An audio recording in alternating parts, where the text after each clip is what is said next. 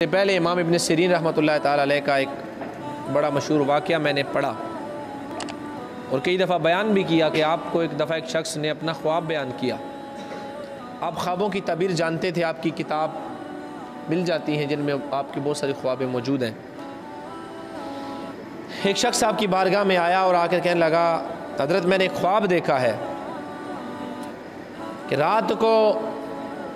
میں ایک ویران جنگل کے اندر موجود ہوں، یہ میں خواب میں دیکھ رہا ہوں کہ اچانک سے ایک شیر نے مجھ پر حملہ کیا اور میں اپنی جان بچا کر اس سے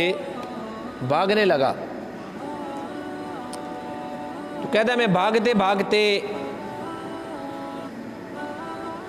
بڑی تیز رفتاری کے ساتھ بھاگتا چلا جا رہا ہوں کہ اچانک میں نے دیکھا کہ سامنے ایک بہت بڑا گڑھا ہے اور اگر میں آگے بڑھتا ہوں تو اس میں گر جاتا ہوں اور پیچھے پلٹتا ہوں تو وہ شیر مجھ پر حملہ آور ہو کر مجھے ختم کر دے گا۔ اتنے میں نے ایک درخت دیکھا کہ جس کی شاخیں، جس کی ٹہنیاں لٹک رہی ہیں اور اس گڑھے کے اوپر آ رہی ہیں نیچے تک۔ کہتا ہے کہ میں بھاگ کر میں نے چھلانگ لگائی اور اس درخت کی ٹہنیوں کو پکڑ کر میں ان کے ساتھ لٹک گیا۔ کہتا ہے جب میں نے لٹکا تو میں نے دیکھا کہ اس کے اوپر شہد کی مکھیوں کا ایک چھتا بنا ہوا ہے اور اس کی ٹہنیوں سے وہ شہد ٹپک رہا ہے نیچے۔ کہتا ہے کہ میں نے اس ایک ٹہنی کو پکڑ کے اپنے منہ میں ڈالا اور میں اس شہد کی لذت مجھے محسوس ہوئی اور پھر مجھے وہ شیر بھی بھول گیا، وہ گڑھا بھی مجھے بھول گیا اور میں اس شہد کے نشے میں مست ہو گیا اور مجھے بھول گیا کہ میرے ساتھ کیا ہو رہا تھا۔ کہتا ہے کافی دیر میں لٹکا رہا، پھر میں نے اچانک دیکھا، میری نظر پڑی اس درخت کی جڑوں میں دو چوہے تھے، ایک کا رنگ سیاہ تھا اور ایک کا رنگ سفید تھا اور وہ اس درخت کی جڑوں کو کاٹ رہے تھے، برابر کاٹ رہے تھے اور کاٹتے چلے جا رہے تھے۔ اور جب میں نے دیکھا کہ درخت اب کٹنے کو اور میں گڑھے میں گرنے لگا ہوں تو اس خوف سے میری آنکھ کھل گئی۔ مجھے اس کی تعبیر بتائیں۔ تو امام ابن سیرین رحمۃ اللہ تعالیٰ نے فرمایا وہ جو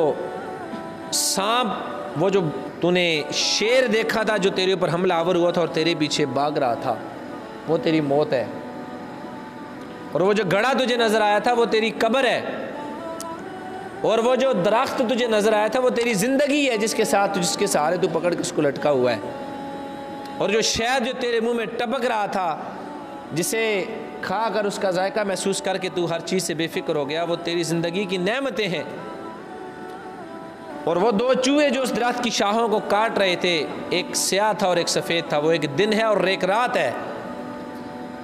جو تیری زندگی کے درخت کی شاخوں کو برابر اس کی جڑوں کو کاٹتے چلے جا رہے ہیں، اور ایک وقت آنا ہے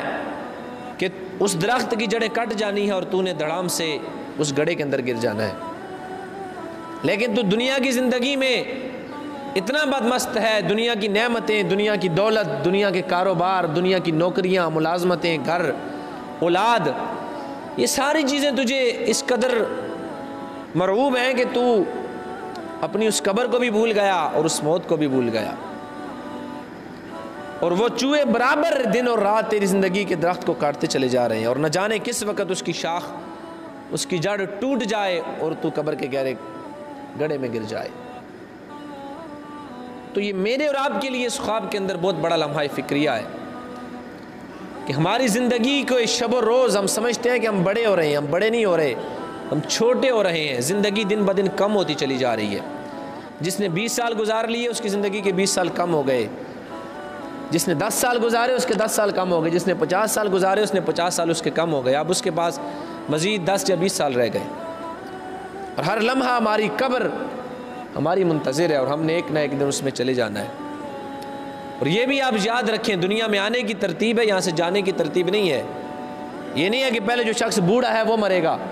یا جوان ہے وہ مرے گا، جس کی عمر 60-70 سال ہے پہلے وہ مرے گا، نہیں۔ بہت سارے آپ نے نوجوان دیکھے جن کے والدین زندہ ہوتے ہیں اور والدین کی زندگی میں ہی وہ بڑی جوانی میں 20-25 سال میں اس دنیا کو چھوڑ کر چلے جاتے ہیں، اور بہت سارے بچے اس دنیا سے چلے جاتے ہیں، بوڑھے والدین جوان ہوتے ہیں، والدین زندہ رہ جاتے ہیں، بیٹے اس دنیا سے چلے جاتے ہیں، ماں زندہ ہوتی ہے، بیٹے چلے جاتے ہیں۔ یہاں پہ آنے کی ترتیب ہے، جانے کی ترتیب نہیں ہے، نہ جانے کس وقت ہم میں سے کوئی بھی شخص اس دنیا کو چھوڑ کر یہاں سے چلا جائے۔